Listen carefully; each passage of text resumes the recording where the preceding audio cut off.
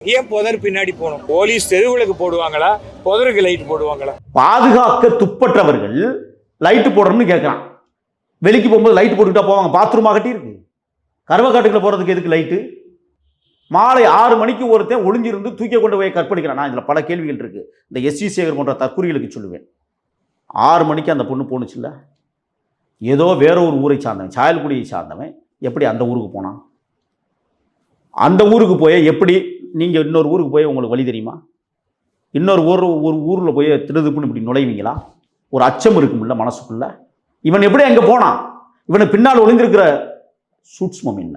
ஏன் அதை வெளிப்படுத்த மறுக்கிறது திமுக கும்பல்? எங்களுக்கு சந்தேகம் இருக்கு பிரதீபா கொலையில் இவன் செய்திருப்பான் என்பதே சந்தேகம்.